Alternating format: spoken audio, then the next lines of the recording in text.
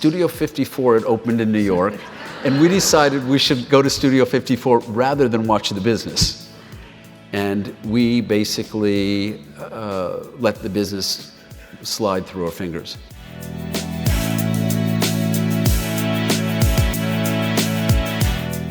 The four great American designers for men are RL, PE, CK, and TH. I bet you don't know what I'm talking about. Neither did a lot of people in 1985, when a huge billboard was installed in the heart of Times Square. The first three initials were already household names: Ralph Lauren, Perry Ellis, and Calvin Klein.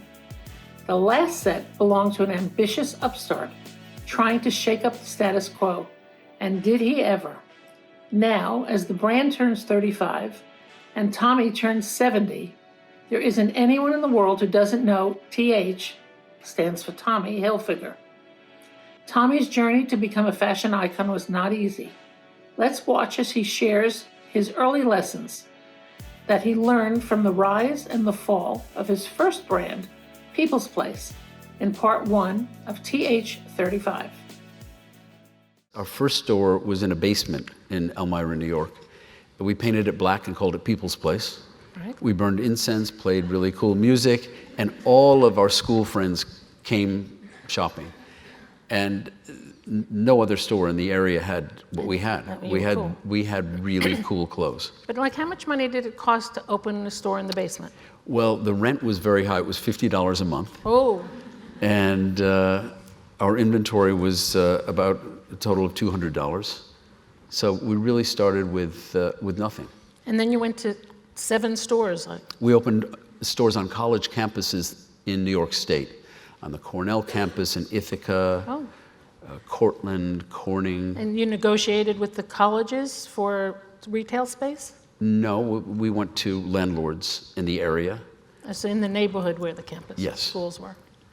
And did you do flyers? You just we did everything. You were like marketing way back then. We did flyers. We went to the dormitories. We did fashion shows on the street. We did all sorts of things. Did any of your siblings work with you then, at that time? At that time, some of my siblings worked with me. And you were making money for a little while. We were making money, and we were... Because I read that you and your pals made a lot of money and you couldn't spend it fast enough. And that you were wild, had a Porsche, Mercedes, a Jaguar, and a Jeep.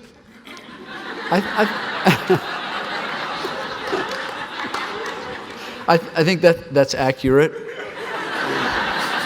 Everything changed when we went bankrupt. Is that why you went bankrupt? Too much money spent on the cars? I think Studio 54 had opened in New York, and we decided we should go to Studio 54 rather than watch the business.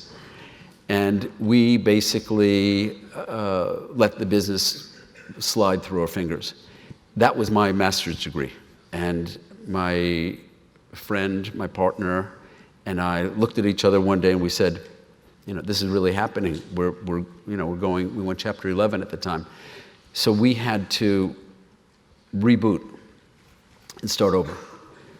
That was a tremendous learning experience. Mm-hmm. And what it taught me was that you have to mind the business. You have to really take care of business. So when people ask me if I'm a designer or a businessman, I say both. You're both. Absolutely, you are both. You were quoted as saying at that time, "I vowed never to fall into sloppy work habits again. Money after a certain point is not what drives me." And you admitted a fear of failure is your impetus to succeed. I think that's accurate. And I was afraid to fail.